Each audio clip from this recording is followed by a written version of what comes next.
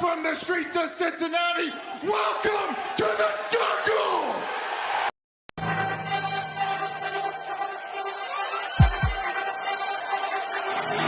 Let's go. Stripes, stripes, stripes, stripes, stripes, stripes,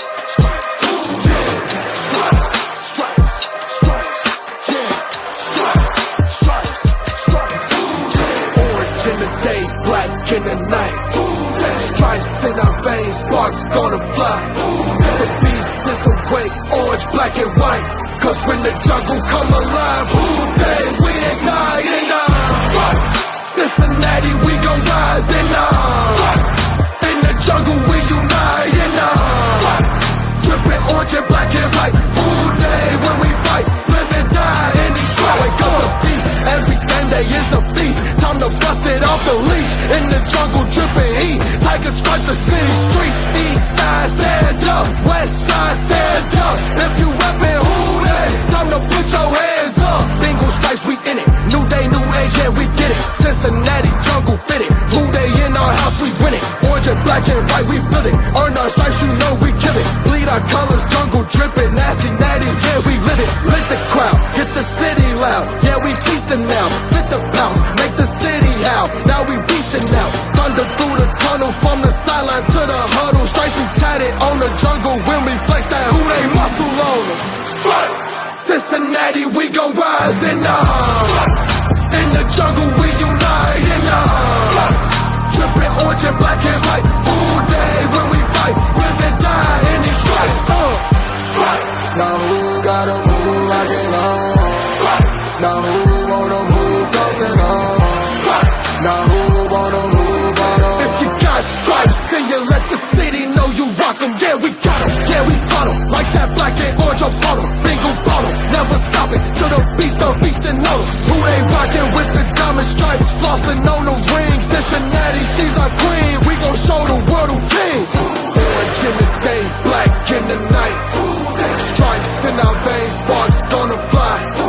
The beast is awake, orange, black and white, cause when the jungle come alive, who day we ignite in Cincinnati, we gon' rise in the jungle, we unite in dripping orange and black and white. All day when we fight, live and die in these stripes. Now who gotta move like it on?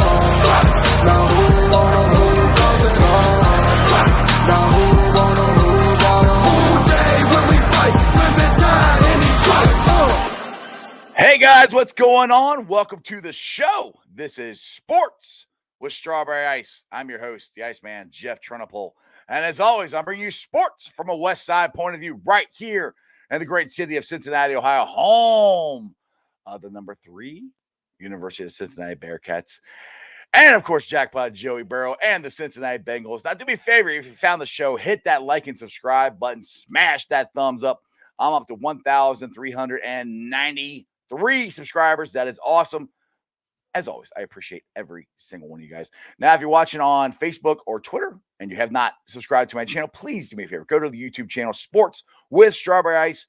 Hit the subscription button, hit the bell for the notification, and every time I go live, you'll be notified. And exclusively in the YouTube chats, we're doing Super Chat. So if you guys like to support what I'm doing, please give me a Super Chat. I would greatly appreciate it. Now, I'm coming to you live from the Ice Cave, and the Ice Cave is brought to you by T Properties. T Properties, quality housing for quality people. Check out the website at www.tpropertiesllc.com for all your rental property management needs and your rental needs. All right, guys, it's Tuesday. We still are talking about Zach Taylor's play calling. Should he have ran it? Should he have put the ball in Joe's hands? Could Joe have audibled? Who knows?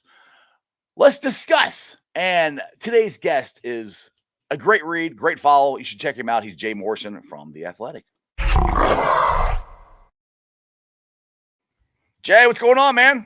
Hey, not much. How are you? I like the hat. It looks good. You got a good hat game. I like it. Got to support the employer, the guy that pays my check. Exactly. That's a smart man right there. Very smart man. I would do that too. So, can anybody buy those hats, or are they for sale? That's a good question. I don't know. I would assume they're for sale somewhere. I'll have to look into that and let you know if there's a link somewhere. I guarantee you somebody's going to ask in the chat or later on, like, how do I get one of those athletic hats? I'm like, I have no idea. So anyway, all right. So the Bengals lost a heartbreaker to the Packers on Sunday. And I'll tell you, I was at the game and sitting in the end zone where Ed McPherson missed the field goal and hit the flag at the top of the pole there. I thought he made it, but he didn't. What is your thoughts? 48 hours passed. Everybody keeps talking about Zach Taylor and the offensive play calling. And should you put the ball in Joe's hands? Some guys say, well, we drafted a kicker in the 5th round. He can make it. I mean, I saw him making it from 50 yards in the pregame. Joe can audible, I think. I mean, what are your thoughts right now? Yeah, I was surprised. It doesn't matter who your kicker is. You would think you would want. It's not like a 49 is a gimme, especially on a day when they knew the wind was gusting coming out of the south, so it'd be right in the face of anybody kicking in the direction of the end zone you were sitting in. You saw every punt going that direction that day get knocked down big time. It's curious because the thing that I just don't see jiving is, 3rd and 1 kind of deep in their own end. They throw the go route to Jamar Chase. They take a big gamble and get aggressive there, and it pays off. They get 21 yards, and then they run it 3 straight times after that. Right. And I get the whole you don't want to take a sack. You don't want to have a holding penalty knock you out of field goal range once you're in it. But at some point, you have to trust your guys not to do that. And I also get the idea that who's on the other sideline. Right. And it's Aaron Rodgers. Well, if you miss the field goal, he's still getting it in a great position. It's almost kind of like you're playing not to lose instead of playing to win. Zach Taylor is so aggressive when it comes to 4th down decision making, and it just seemed out of character and it wasn't just there. There were several times they had a chance to get a little closer, and it just seemed like they ran the ball and kind of settled for the position they had. Exactly. Now I have a question. Now, I've listened to you guys' walkout podcast and listened to a lot of different podcasts. I haven't heard anybody ask this question. Can Joe, does he have the ability to audible on every play? I mean, so Zach can call a run play. Can he audible out of it? Has anybody asked that question? Yeah, he has free reign to do that. I mean, that 0 blitz against the Jaguars, the game-winning play where he audibled to the jailbreak screen and threw it to CJ Uzomah when they've never run that play to CJ Uzomah ever in practice. So yeah, he has that ability. But so I guess that kind of comes to what I've been saying. It's like, hindsight's always 20/20. You should have probably put the ball in Joe's hand, but Joe was agreed with the play. That's kind of where I'm at. So everybody keeps throwing it on Zach, and I'm like, well, if Joe didn't like what he saw, he could have changed it. Well, but the thing is, if he's going to audible out of something, it has to be because of the look. So it has to be, something where that is not a good play for the look the defense is giving you. And if you're running the ball and you're just going off guard, off left guard, off right guard, slamming it up the middle, whatever they were doing on those plays, he would have a hard time justifying to Zach if he dropped back to pass when they wanted to run the ball there. Right. He has free reign, but it comes with consequences. Right. I think, he's not gonna upstage his coach that way. Yeah, I understand. I'm to the point. I'm like, I've been comparing it a lot on Twitter here today to last year with Luke Fickell in the Peach Bowl in the against Georgia, where everybody says he should have ran the ball. Well, now everybody, Zach ran the ball. It's kind of the same situation, same scenario, and now they're saying they should have thrown it. So to me, it's always hindsight's always 20/20. It's always easy for us to sit there and say, well, this we should have done this because of what other results. Either way, I mean, I'm looking at it as we went toe to toe with the Green Bay Packers and Aaron Rodgers, who's arguably probably the best quarterback in football right now. And we had every chance to win it. I think, we could nitpick at all the other stuff they did. We're still a young team. We're one of the youngest teams in the NFL. Yes, we have only one new starter. Well, it's actually 2, counting Jackson Carman and Jamar Chase.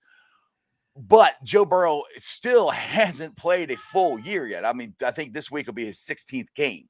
Yeah. So to me, it's kind of it comes with the territory with a young team. We're going to go through these bumps in the road, and I just have a feeling that they're going to come out and and I think they're going to be ticked off and destroy destroy the Lions. I hope so anyway.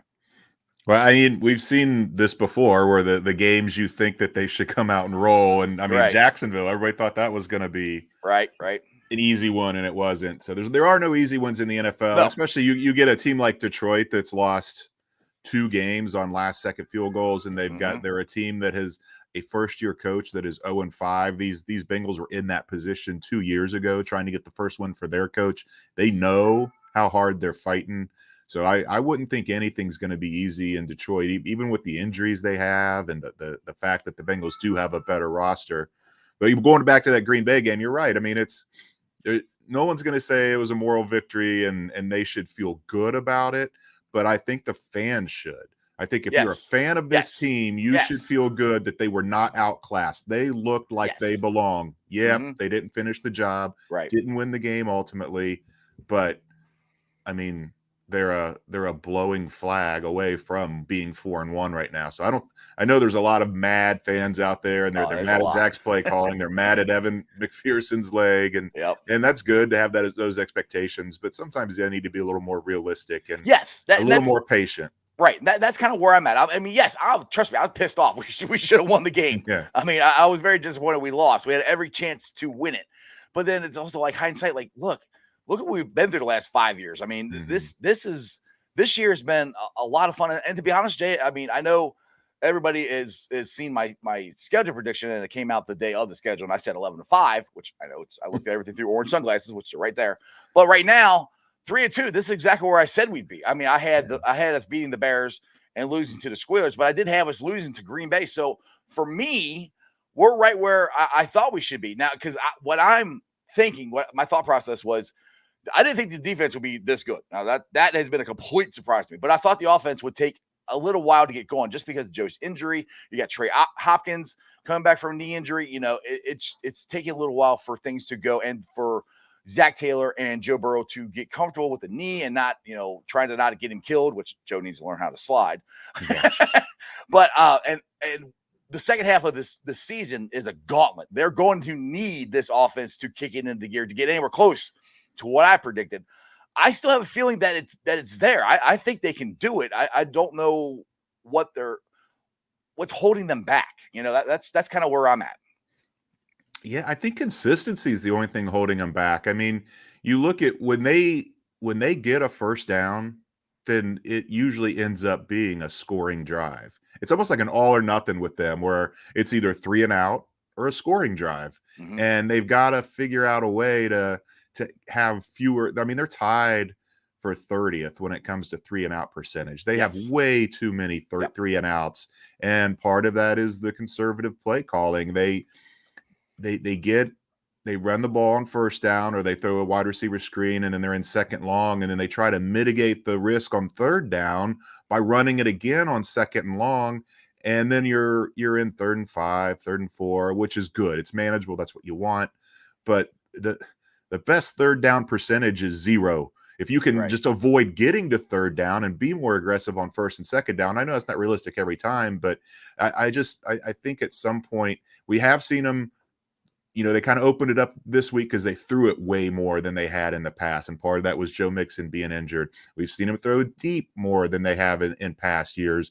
It's coming along incrementally, but they do really I'm eager to see when they're going to really open it up, get aggressive and really start attacking from the get-go. This team's been really good in the second half of games, not so much in the first quarter. The defense has been great in the first quarter. That's where the offense needs to step up. Jump on teams early, make the other team play from behind. Then you can start doing some more of that eat the clock, run the ball, a little more conservative stuff. But it'd be good to see them come out of the gate just really aggressive and attack. Absolutely. I mean, all of us fans are waiting for that. I mean, and we cannot be disappointed in the way Jamar Chase has played. I mean, I know. I think, my opinion, the Jamar Chase versus Sewell debate is put to bed. I mean, because on our offensive line, our tackles are fine. Our left and right tackles are fine. And Jamar Chase has been an absolute game changer. Unfortunately, when he hit the 70-yard pass going into halftime, I was standing in line for food. I got to watch it on the big screen. Of course, I'm not in the stands when that happens. But that I like to see. I think all of us would like to see that. I would love to see that on the very first play this Sunday. Just go deep and take it to them right away. I don't know if they're going to, but I think that would set the tone. Well, it took Joe Burrow 8 seconds to throw that ball. I don't think anybody wants to see that. I mean, it was great that the protection held up that long, but man, you're playing with fire if you're asking the offensive line to hold up for 8 seconds. It was just because they're again had nothing to lose. There's only a few seconds left before halftime. We'll go ahead and take that shot. But yes, more deep balls.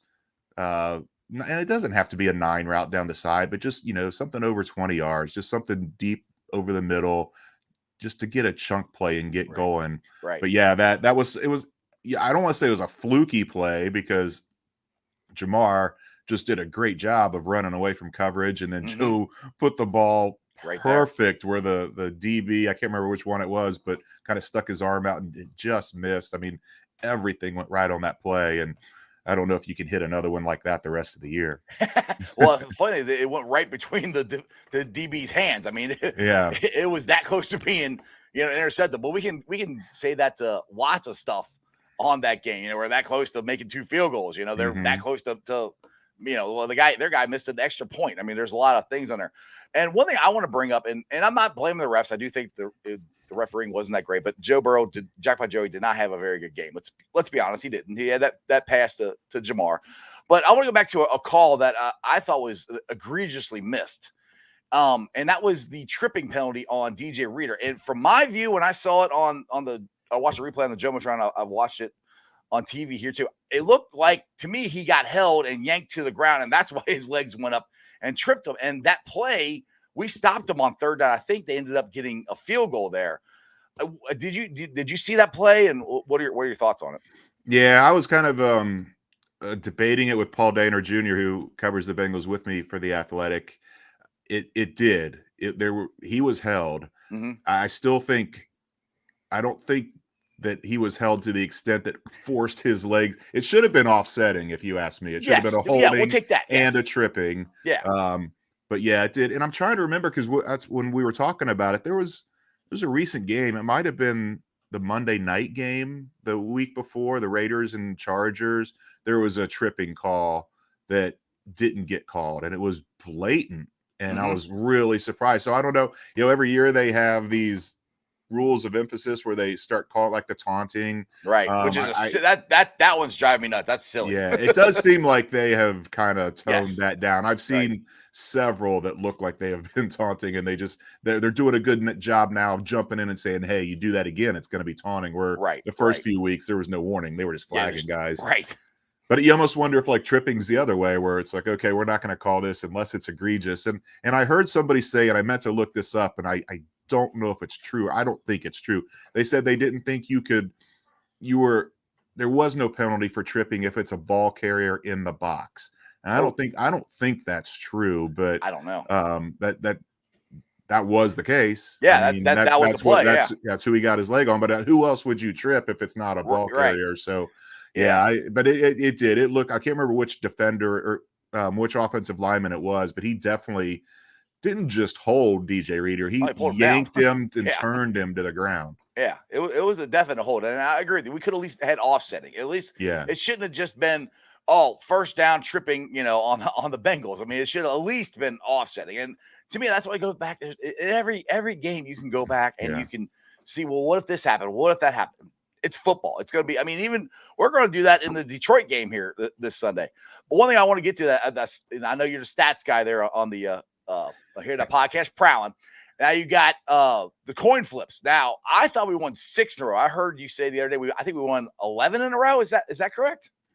Yeah. Well, it's 11 now. Or is it? I'm losing track.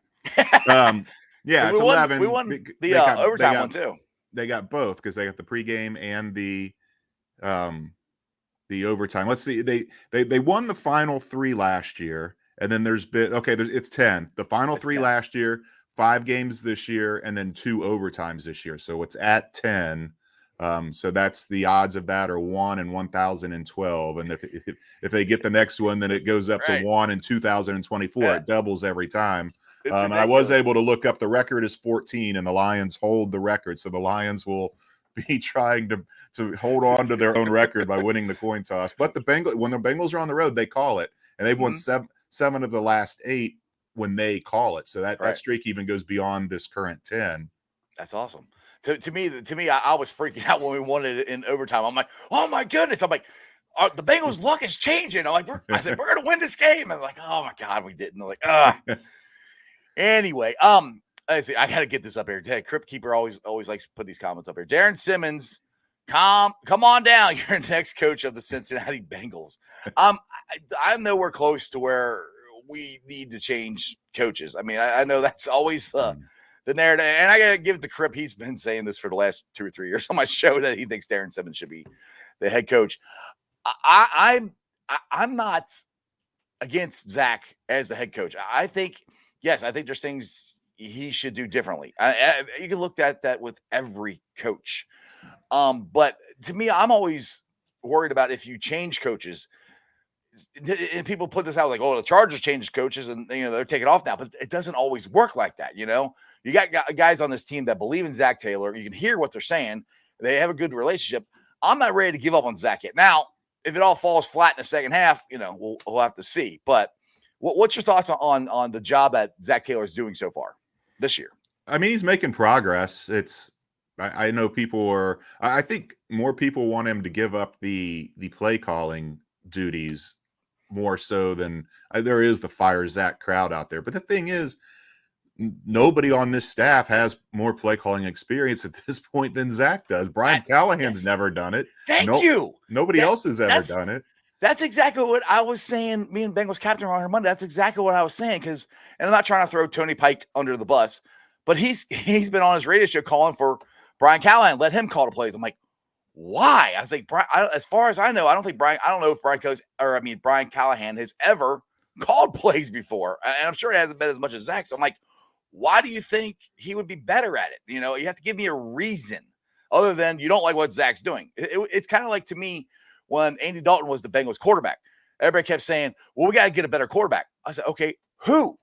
Mm-hmm. Who are you going to get? We're finishing, in the playoffs every year, and we're not drafting low enough to get a good quarterback. So right now you have Zach calling the plays. Yes, we all don't like exactly the way he's calling them, but who else are you going to get the call? That's kind of where I'm at. Well, and I mean, it's almost like they're the same people. They are so in sync and so on the same page that if you did put Brian in there, I don't know if you would see much of a change. I did a story at the Senior Bowl a couple of years ago where I just talked about their philosophy on play calling, and I found out that the night before a game, if they're on the road, they do it at the hotel. If they're at home, they I think do the same thing because they go to a hotel the night before home game, and they'll pull out a game book from another NFL game that played out the way they think their game is going to play out. And then they'll just go through the play sheet, and they're like, okay, it's 1st and 10 at the 30. What would we call here? And it's like fantasy football for coaches. They kind of they pick what they would play in certain situations. Okay, it's 3rd and 2 at the +40 here with a minute to go. What would we call? And they so if they get in this similar situation, they've already kind of run through it, and they think so much alike. And I don't know that you would see a big difference if it just got turned over to Brian. Yeah, and honestly, you want especially when they have it set up, you want your offensive coordinator and your head coach to be, like this. I mean, you want them. That's makes a cohesive unit as far as that goes. And the thing is too, I like it. And Joe Burrow has said this, and Jamar said this, that they have the freeness to hey, this is what this guy's doing to me. Why don't we try this? And Zach and Brian are open to that. So I mean, there are options, and it's all working. They all are working together to get better. I don't like the knee-jerk reaction. I'm like, we're 3-2. I'm like, like I said, for me, we're right where I thought we'd be. So I'm pretty happy with the way things are going here. I want to get to I had a comment in here. Oh yeah, here it is. Chris, and this is one that people say too. Chris says, I'd be all for Joe Brady, but I like Taylor. Now the thing is, I don't see Joe Brady leaving the Carolina Panthers to be the offense coordinator from them to leave them to come to the Bengals coordinator. I think if he goes anywhere, his next stop is a head coach. That's where I think he's at. Las Vegas Raiders. There you I go. mean, he's got to be on the short list. I mean, yes, that guy's next job is going to be a head coach somewhere. You don't see it hardly ever, lateral moves. Not just Joe Brady, but any offensive coordinator rarely leaves one job for the same job. Once you get to that coordinator position, the next step up is a head coach somewhere. Exactly. Now, a lot of people talk about the empties, and Tommy and they're saying I can't stand the empty backfield, and a lot of that I think has to do with Joe. Joe likes empty. I mean, they did that a lot at LSU, and this year they have done less of it. I mean, actually, did you have some percentages on how many times that Joe has been under center this year compared to last year? Yeah, Paul had that, and I can't remember it off the top of my head, but they are among the leaders in the league in running out of the empty set for sure. Yeah, so that's where everybody keeps going. I don't like empty. We don't do it as much as you think we do. You know, they are playing from under center more, and they're changing it up, and it's just I don't know. It's just annoying when people bring this stuff up. I don't know.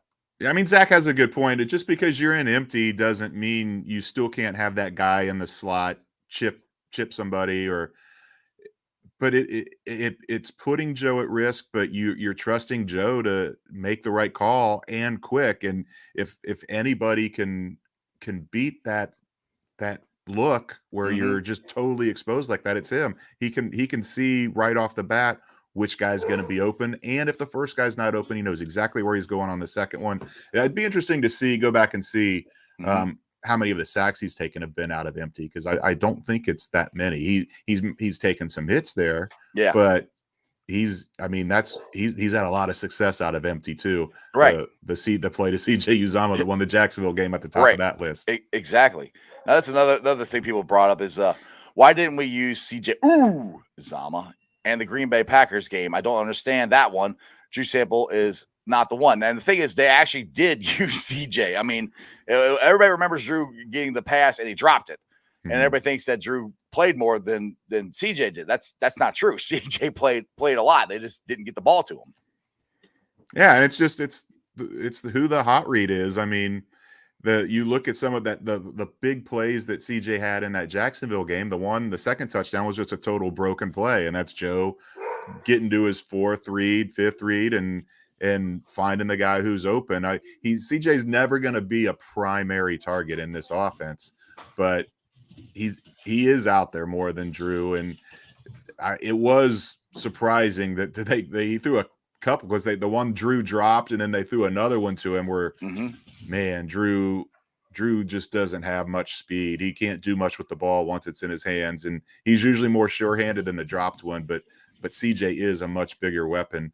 But it's that old adage of take what the defense gives you, and Joe's never going to look at CJ first, but if he gets through his progressions and CJ's there, he won't hesitate to throw it. Well, this offense is not set up for that. I mean, if you're looking for tight end, you're on your fourth or fifth read to get to the tight end. Now, I do have a question I'm a huge Thaddeus Moss fan. I wanted them to draft him originally. I was very happy when they signed him. Do you think in Drew Sample's performances here, because let's be honest, he hasn't done that well this year. I think he's taken a step backwards. Do you think there's a chance that they could bring Thaddeus up this year and give him a shot? I know he's not any faster, maybe a little faster than Drew, but not much. But I think he might be more short-handed. What are your thoughts on Thaddeus? Well, he's definitely more short-handed than Drew, but Drew's up there because he can block. I mean, that's the whole reason they drafted him in the second round. The whole best blocking tight end in the draft thing that they get hammered for that quote when they drafted him. But he is. I mean, they want to run the ball, and they want to run that wide zone, and he's in there for that purpose. But you kind of tip your hand. I mean, if Drew's in there, they know the run's coming. They very rarely put both Drew and CJ on the field at the same time. And there's something there. As great of a season as Thaddeus Moss had, I mean, he didn't get drafted.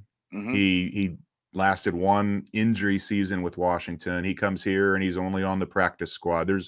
there's something there, and maybe it's special teams. If you're going to be a second string tight end, you have to contribute on special teams. Maybe he just couldn't get up to speed there, but Right. yeah, he's got terrific hands. He's a playmaker, but I just don't think he's the total package that he needs to be on the 53-man roster as a tight end. Yeah, exactly. Those are exact same things I've heard he can catch. It's just everything else, the blocking. And if you're going to be a second or third string player, you got to be able to play special teams. And as far as I know, he hasn't been that good at that. Let's see here. John Wick. Let's see.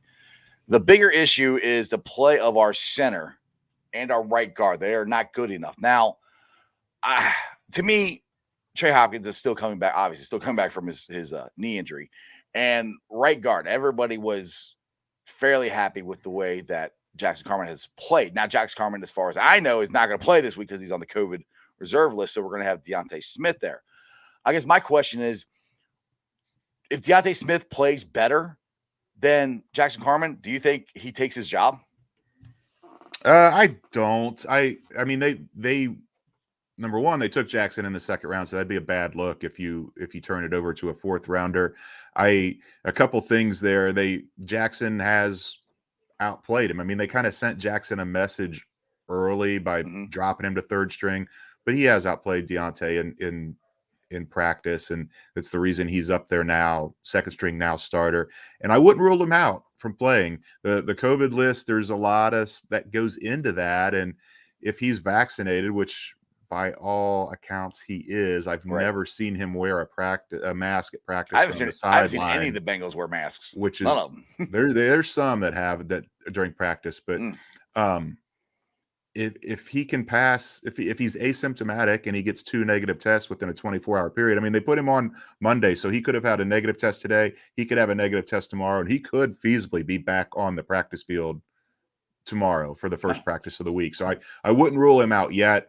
COVID is always so dicey, and you never know. But that is the plan, is Deontay Smith if Jackson can't go. But it's not going to be a long-term thing with Jackson, and I just can't see Deontay playing well enough that he could Wally Pip Jackson Carman. Wally Pip, exactly. Some of the young guys probably don't know who Wally Pip is. Yeah, probably not. We're dating ourselves, Jay. And he wouldn't be Wally Pipping him. He would be Lou Gehriging him. Right. That's yes, what it exactly. was. Exactly. So. That's more the way. But I mean, to be honest, I think Jackson Carman has gotten better. Yes, this game against Packers probably was his worst game, but overall, I think he's gotten better, and there's by no means am I ready to give up on him at all. I mean, because they drafted him in the second round to be the guard for us, and I think it's going to work out. I really do. I think he just had a bad game. It's just they're young players. That's what's going to happen. Now, Keith says this: everybody wants to get rid of Trey Waynes. He said we need to cut ties with Trey Waynes to find a better replacement for him. Let's be honest. What has he done for us other than being injury prone? Well, again, okay, for me, if you cut him, you're not going to pick up somebody off the street that's probably better than Trey Waynes healthy. Now, my opinion, Trey Waynes is most likely this is probably his last year with the Bengals. I can't see them keeping his contract moving forward. I think he's got 2 more years on his contract.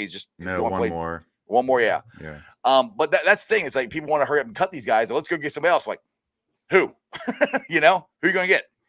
Yeah, and does anybody remember Tyler Eifert? He was injury prone, and they stick with him. I mean, if they see something in a guy, Trey Waynes never had this injury issue when he was in Minnesota. It's just kind of the fluke with the pec, working out or not working out for so long, and then jumping into it during the pandemic, and now with the hamstring. The hamstrings just go this way. They are hard to predict. They are hard to heal from. Maybe they brought him back too soon. And it was the last play of the game, the last freaking play. Yeah, and I think it might have been bothering him a little bit before that, because it was odd that he only played 67% of the snaps. So I don't know if he told him it was a little tender, or if that was just the plan, that they were going to only play him 2/3 of the snaps and play Eli Apple more. But yeah, he's on IR, so he's going to miss the next three for sure. So he'll be back at the earliest for Week 9 against Cleveland. But I can't see him parting ways with them unless it's play based. If he's hurt this year, you know, I think they're still going to try to get their money with it out of Right. him and save face and honor that last year of the contract. What if they get lucky and they're able to draft Sauce Gardner out of Cincinnati? Ah, I mean, it's possible because if I remember, Mike Hilton's on a 1 year deal. No, maybe I can't remember off the top of my head what Awuzie and Hilton signed, but you know, obviously there's something where with Darius Phillips that they don't love, and Eli Apple hasn't been the answer. I mean, cornerback's going to be near the top of their yeah. list Well, next they're year definitely when it. have to resign Cheetah Bay. I mean, he's been Yeah, really good. I mean, I would love it if next year cornerbacks are Cheeto and Sauce or oh crud, what's the kid out of DJ Stringer? If we get either one of those two, yeah, they have those two along with the Cheeto next year. I think our cornerbacks will be. I don't want to say fixed because I hate saying fixed because then you're kind of almost jinxing, but it'll be a lot better. I'll put it that way. yeah. And Mike Hilton's terrific. I mean, Oh, Mike Hill, he has yes. really been good this year. Yeah, and I like he's also great in the locker room. I think too. I've heard a lot of good Hmm. stuff about especially going into the Squealers game. The pregame speech and all that Yeah. stuff. I really liked what he said there. All right, Jeff Holmes says a lot of Bengals fans need to understand this is a young team and this season is going to be full of growing pains, patience. Bengals fans, and that's kind of what I've been preaching. I'm like, yes, I do think we have a shot at the playoffs. I mean, I don't know if we're going to, but I think we have a shot. And I think it's a legit shot. Now, once we get past the Lions next week, which we can't look past them, we got the Ravens. And I'll tell you what, Lamar Jackson is scaring the crap out of me. Because the one thing I kept saying before the season started, I said the way to beat the Ravens is you got to stop the run and you make Jamar throw it. Well, Jamar can throw it, and he's Yeah. pretty damn accurate. So that game is scaring me. The Browns, or excuse me, the Clowns, their defense is really good. So I mean, those two teams are better than I thought they would be. Now, I still think beating the Clowns, I would rather uh, have Baker try to throw the ball and take your chances. The Ratbirds, I don't know. Yeah, I'm not sure what the game plan is for them right now. Well, and you got the Jets in there too. So, you know, you got these three straight road games against Lions, Ravens, and Jets. You have to figure, you have to hope for 2-1 at the worst, and Right. maybe they go to Baltimore and steal one, or maybe they lay an egg against one of these bad teams and end up surprising Baltimore, and it still is 2-1.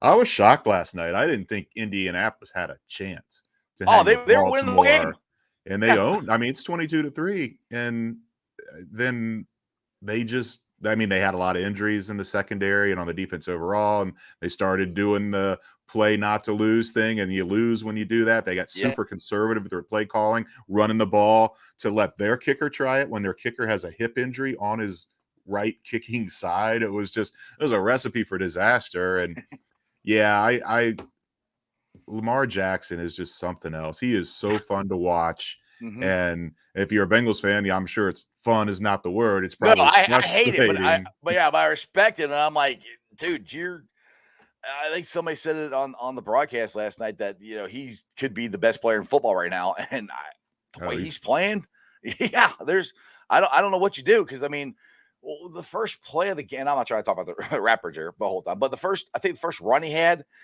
he just did a little juke and he was gone. The guy went right past him. I'm like, how in the hell?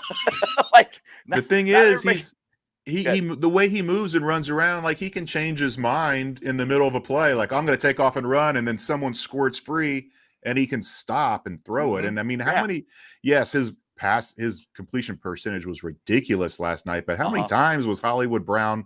It looked like a college game at times where he's just Wide open. running free through the Yeah. secondary. It's like I think I could make that throw.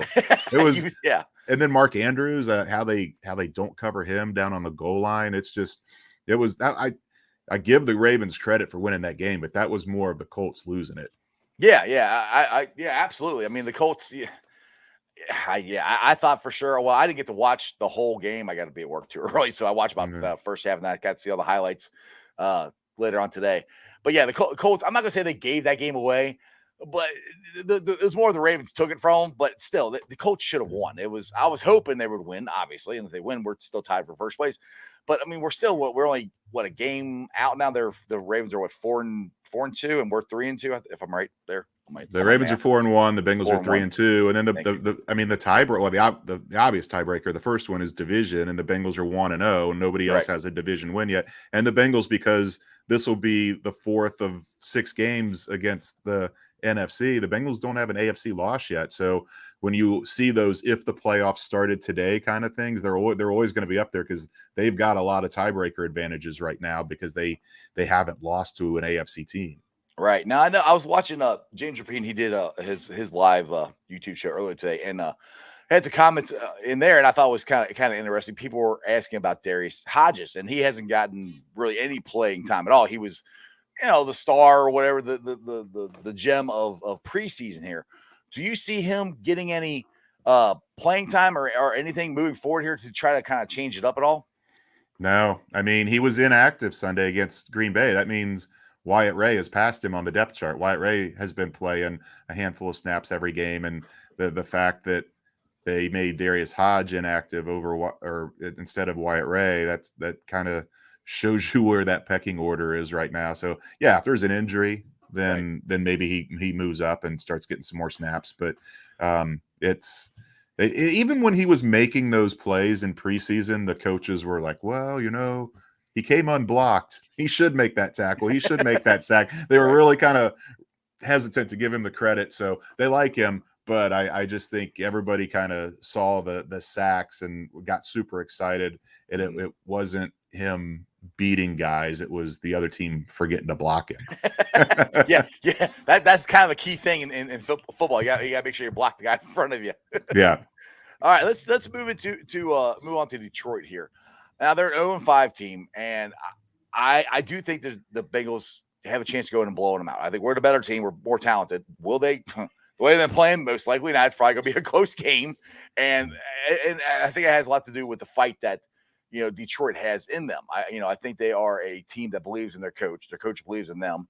And they're a desperate team, and those are kind of scary sometimes. I mean, there's been a lot of times in my lifetime the Bengals have been 0-5, and we've been the desperate team, and we pulled a win out. What are the keys you think to going into this game? Because you don't want to look past it again, because you got the Ravens right after that next week, so the Bengals got to concentrate on Detroit. What are the keys? What do you think defensively, offensively, stuff like that they have to do to get the win there? Yeah, to be honest, I haven't really broken down Detroit that much. I mean, I know who their big players are and that kind of thing. I think the key is just to go in there and put that Green Bay loss behind them and go in there and play Detroit like they're 5-0 and not 0-5. Sometimes it's just human nature to look past them, past them or take them lightly. Yeah. And especially with that you mentioned it, that huge game against Baltimore the following week. I don't think Zach's going to let him look ahead like that. This team hasn't typically done that just because usually that's what winning teams do, look past people. And their record's been so bad the last 2 years, it would be foolish to look past anybody. But yeah, just go up there and play the way they know they're capable of playing. That's not a great offense. This Bengals defense has really been impressive, even giving up 206 to Devontae Adams and 466 overall. Yeah. You held Green Bay to field goals when they got in the red zone. That's how you beat great teams. The interception in overtime. I mean, they stopped him. That was held him to a field goal. And he stopped. He missed it. That was an easy field goal. Yeah, they held him to a field goal, but still, they didn't let him score a touchdown. They held him. They moved him backwards. If I remember right, there was a sack after that. Even where it made it a harder field goal. Right. So yeah, they come up with big plays. They almost kind of relish that their backs against the wall, and you gotta. I mean, they're thinking hold them to no points, but realistically, you got to hold them to 3 once they get in the red zone, and they've been able to do that a lot. It's been really impressive, and again, it's a totally different animal that Detroit offense as opposed to Aaron Rodgers and that Green Bay offense.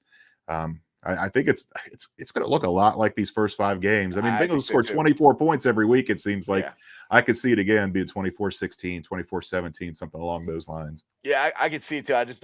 This is going to be the year, I think, of every game is close. Which, I mean, if you look at Zach Taylor's history with the Bengals, they've been in a lot of close games. I mean, a lot of close games. Even when we were awful, we lost I don't know how many games by 1 score in Zach Taylor's tenure. But the difference is this year we're winning more of those than losing them, and that's the good thing. I like to preface for Bengals fans moving forward.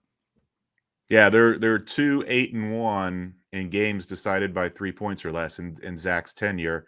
but they had never won one until this year. They've got two wins this year, and they got 2 losses. The Bears Right. loss was by 3. The Green Bay loss was by 3. So yeah, he's already got 4 games this year decided by 3 points or less. Exactly. So I think the Lions game probably will be the same way. But I do want to bring up the surprise for me, and it's been a huge surprise for me, is the defense and the way Lou Anarumo has got this defense playing. And people want to know, like, well, what's the difference? You know, is it a different scheme? Is it this or that? I said, no. I'm like, it's the same scheme. He's calling the same plays. My personal opinion is he has the right guys there who have bought into his system, and it's working. I mean, what are the differences you've seen in the defense from this year and the last 2 years? It's the D line. I mean, last year you look at that Indianapolis game, I think all 4 starters weren't even on the roster when the season began. Like Margus Hunt and Christian Covington and Khalil McKenzie and Mike Daniels. They were just, it was just a duct tape job. And now you've got real guys on that defensive line putting pressure on the quarterback. You've got a better secondary. Awuzie, you mentioned, he's been terrific. Mike Hilton's been terrific. We know what Jesse Bates and Von Bell are, and Logan Wilson's taken this huge step forward. So it's having real guys on that defensive line. It's having depth on that defensive line. It's having depth everywhere where, in the past, Lou was really kind of handcuffed. He's like, well, I got to play this guy here. I got to play this guy there. Now he's moving them all around. In the opener, we see him play 3 safeties a lot. They're moving Jesse Bates down in the box. They're moving Von Bell around. They have been doing a lot of this 5-man defensive line where they put 3 defensive tackles in, and then they stand up Trey Hendrickson and Sam Hubbard on the edges. And Hendrickson's been great getting pressure. Absolutely. So it's just the better guys. I mean, plain and simple.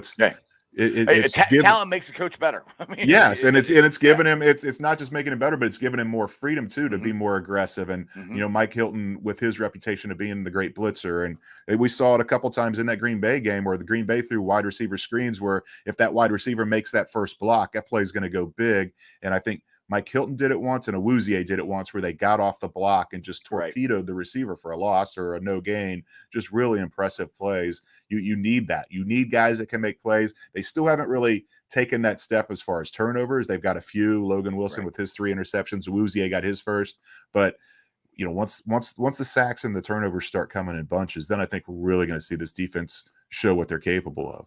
Right, exactly. And one play that always sticks out for me, and it was against the Squealers, and it was Sam Hubbard. And I remember I just watched it live, and Sam, he was on the edge, and then he dropped back behind the line, and Ben snapped the ball, and it was a delayed blitz, and that was the one where he hit Ben in the elbow. I'm like, that's a great play call. Those are the things that he was trying to get other guys to do that weren't willing to do, and they had no answer for that because he came back and they didn't know if he was going to blitz or he was dropping back. They weren't sure. So he had a free shot at Ben. So those are the things that I'm liking about what Lou has been able to call up this year compared to what he was able to do the last couple of years. I really do. And yes, the front 4 has been unbelievable. I thought we'd be really good at stopping the run.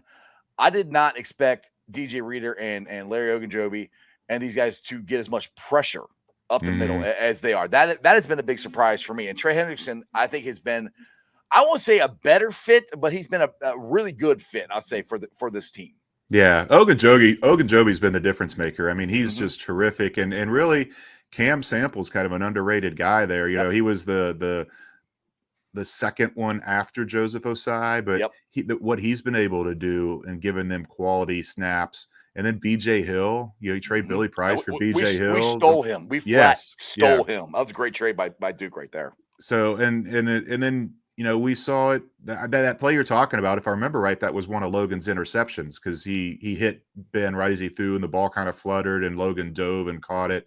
And then we saw the play against Green Bay where they brought Von Bell on a blitz, and he gets to Aaron Jones in the backfield and he misses him. That would have been a huge play if he had just made it. But then he misses him in the backfield and he tackles him 57 yards down the field. Right. I mean, I don't know how many players do that. Right. And it That's never should have come to that point because a no, bunch of other guys missed tackles, but that but showed that something. yes, that showed the heart and the willingness. Yeah, I screwed up, I missed him, but I'm gonna haul my ass down the field and go get him. And yeah, it should have happened in the backfield, but he could have just laid there and sulked and pissed off that he didn't get it. But he didn't. He took off after him and got him. Granted, it was 57 yards later, but those are the things that I like. You know, that means they're bought in. You know, it's just there's a lot of good stuff that I like what's going on with the Bengals, and we're heading in the right direction. Is kind of where I'm at. Are we where I want us to be? Are we at a Super Bowl level? No, but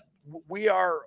I think right now on the verge, like playoffs. You know, I think November, December, we're going to be playing meaningful games. I'll put it that way. Even if they go 1-2 over the next 3, they're 4-4 at the break. And how many Bengal fans would have been pissed off about 4-4 if you had told them that? You'd be like, oh, 4-4, that's pretty good. And yes, the schedule gets harder in the second half of the season, but yeah, I don't think that'll be the case. I think they'll be 5-3 when they get to the midpoint, and then you got Cleveland coming in, and who knows? You beat them, and you get the bye week, and then you go play a bad or a struggling Raiders team. Right. You just never know. You never know. And the thing is, yes, I'm the rappers and the clowns scare me, but we just played the Green Bay Packers, who were in the NFC Championship game last year. That's basically the same team they had last year. Yeah, there's different players here and there, but it's basically the same team. Yeah. We went toe for toe with them. No matter what you guys think of the play calling or anything like that, to me, that bodes well for the future of the team and the games coming up, that the moments aren't too big for these guys. You know, they're not scared. You know, we can play with, they have confidence that they can go in and win every game. And that's the beginning of a championship mentality. You go in there believing you're going to win, and you play like it. And that's where the Bengals are at right now. Yeah. And so many times when people say, well, we could have won that game, it's like they play from behind the entire time. And I mean, they never really, it's like, well, if we would have made it play here or there, then we could have won. But this was like legitimate. Bengals have the ball with a chance to win twice. Yes. And they led in that game. Right. I mean, it was there for them. And I do think that they should not take a moral victory from it, but they should take momentum from it. I'll take it. I'll take the moral victory. They should be mad that they lost. But if you're interested, Jay, I did a video blog of my reactions during the game. It's kind of interesting. You should check it out if you get a chance. If anybody watching has not got the chance, check out my video blog from last weekend's game. Go check it out. You can see the emotions in me. I'm going up and down, and like when Green Bay misses the first field goal, I'm like, oh, I missed it. Oh my God. So it's kind of cool. Anyway, Jay, I appreciate you coming on. Yeah, sure. Tell about the Athletic, tell about your podcast, and get Danner back on the show with me. He won't answer me now. Oh, he's big. He's big time. He's big time in me. I know. What's up with that? The podcast is here. That podcast growling. We have episodes on Tuesday, Thursday, and then we have a walkout. We record a instant reaction to whatever the game is on that Sunday, or you can just read what we have up on theathletic.com.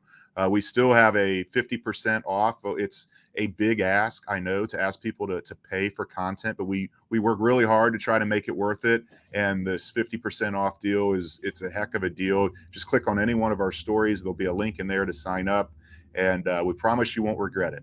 I just want to give you a shout out. I know it's an old article, but the one you did last week on the Bengals fan jumping out of the stand and stealing the ball from the Packers, that was awesome. I like what you said in the podcast. You got a whole guy. Do you want the how do you say it? The little story or the whole story, or however he said it to you? I don't remember what he said to you. Yeah, he said, do you want a couple sound bites, or do you want to know the whole story of how this impacted my life? I said, yep, I want to know it all. Right, exactly. Because everybody to this day still talks about that guy, because honestly, he changed the game, and the whole momentum and everything changed after he stole the ball from Brett Favre in that game. But anyway, Jay, as always, I appreciate you coming on. We'll have to do this again sometime, and hooday.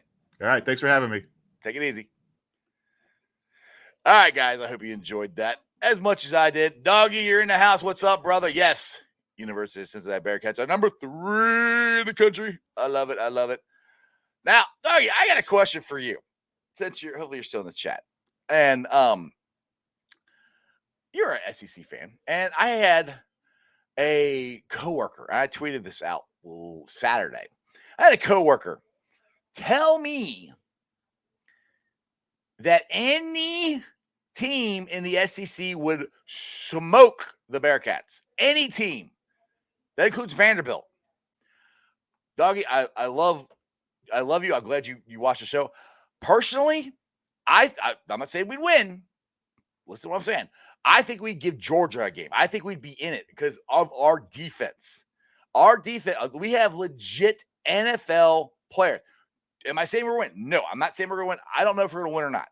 I think we'd be in it. I think we can give them a run from it because of that defense. Just saying. Yeah, exactly. You're right. Look, I told him that. I said that. I said, "Did you see the Georgia game last year?" He goes, "Yeah." He goes, "Well, they didn't have everybody playing." He goes, "And they're even better now." I said, "So are we." Like, well, I mean, we had everybody playing, but our players are better. I mean, again, not saying that we would beat Georgia. I don't know. I want to find out. The thing that concerns me is we have to go and blow everybody out. We have to destroy everybody because our conference is so bad. My issue with that is the SEC has a gauntlet, and you guys do. It's a hard game every single week. You're going to be more battle tested, I think, than the Bearcats potentially could be. I'm not saying you're going to be. You potentially could be because of that gauntlet. But talent-wise, yes, I think Georgia has more talent, more 5 stars, yes. But our starters versus your starters, I think it's going to be fun.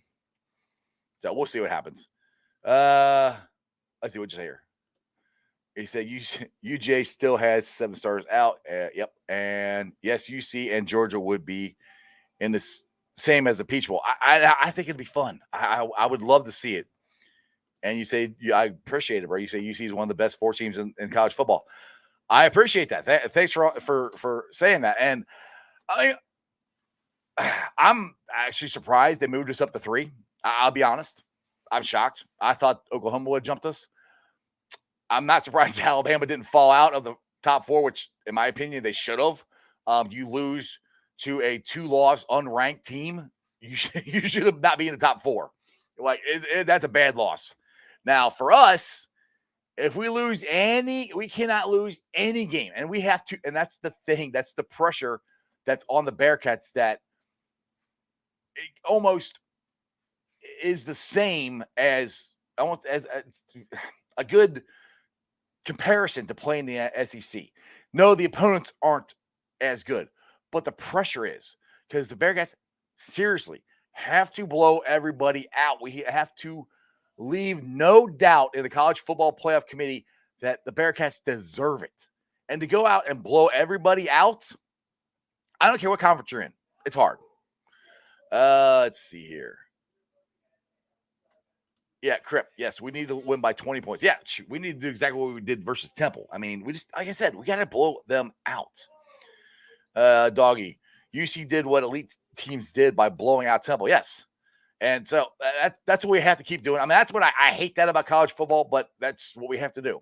So hopefully that'll happen again this Saturday. I can't wait. It's Central Florida. They always play us tough.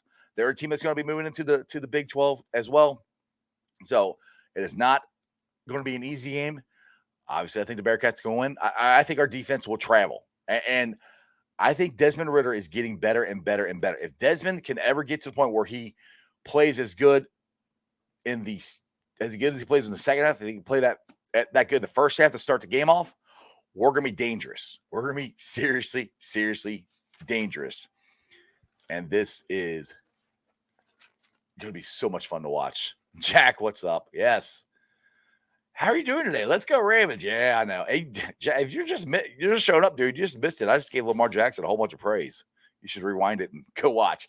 I'm going to get to my Facebook groups that let me live stream, and I appreciate every single one of them. They're Houday Nation, Houday Legion, Cincinnati Reds, riding third, heading for home, Bearcat Ruckus, Bearcat Country, the Ohio State Bucknuts, the Ice Bar, and then you can follow me on all my social media platforms, all under Sports with Strawberry Ice. I'm on Facebook, Instagram, Twitter, and TikTok. Twitter handle is at Jeff A. Trenopole. TikTok is at Iceman90. If you missed any of the show and you can't sit here and watch me for an hour, check out the podcast. Listen to it in the car. Listen to it at work when you're working out, cutting the grass, which, raking the leaves up. It'll be on BeanPod, Apple iTunes, Spotify, Stitcher, Google Play, pretty much wherever you get your podcast. Please do me a favor. Make sure you rate, like, and review. Give me a 5-star review. I would greatly appreciate it. Please leave a comment so more Cincinnati fans can find my podcast. I would appreciate it. YouTubers, we're at 1,393 subscribers. That is awesome. I appreciate every single one of you guys. Do me a favor. If you're watching the show, grab a friend. Hey, you know who Sports Strawberry Ice is? Oh, you don't? Well, you should check out his show. He's awesome. Get some more subscribers for me. I would love it. My goal is I'm trying to get to 2,000 subscribers by the end of the NFL season, which means the Super Bowl, which hopefully the Bengals will be in there. I know it's a long shot, but we'll see. Anyway, other than that, as my boy, Jeremy D likes to say, remember one thing and one thing only, and that is you don't live in Cleveland. You live in Cincinnati, so act like it. Who Dey? I know most of you guys are not hockey fans out there, but the NHL starts tonight. It's back on ESPN. My family's doing an NHL draft right now. I'm auto-drafting, so I have to get off the show so I can go draft. See you guys tomorrow. Have fun. Go Bengals. And that's just sports, baby. See ya!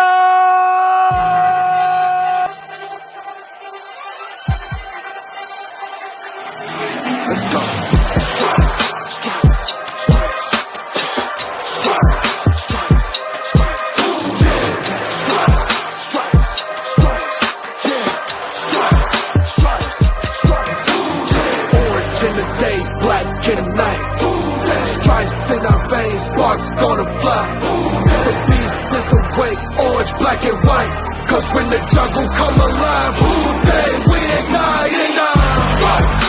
Cincinnati, we gon' rise in in the jungle, we unite in dripping orange and black and white. Who Dey when we fight, live and die in these stripes. Wake up the beast, every day is a feast. Time to bust it off the leash. In the jungle, dripping heat. Tigers strike the city streets. East side, stand up. West side, stand up. If you reppin' who Dey, time to put your hands up. Bingo stripes, we in it. New day, new age, yeah, we get it. Cincinnati, jungle fitted. Who Dey in our house, we win it. Orange and black and white, we build it. Earn our stripes, you know we kill it. Bleed our colors, jungle dripping. Nasty, natty, yeah, we live it. Lit the crowd, get the city loud. Yeah, we feasting now. Fit the bounce, make the city howl. Now we beastin' now. Thunder through the tunnel, from the sideline to the huddle. Stripes we tatted on the jungle when we flex that who Dey muscle on them. Stripes, Cincinnati, we gon' rise in in the jungle, we unite in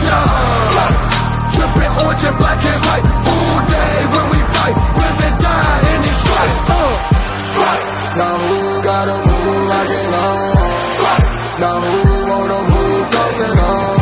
Stripes. Now who wanna move on? If you got stripes and you let the city know you rock 'em, yeah we got 'em, yeah we fought 'em. Like that black and orange up on 'em, bingo ball 'em, never stop it till the beast and know 'em. Who Dey rockin' with the diamond stripes, flossin'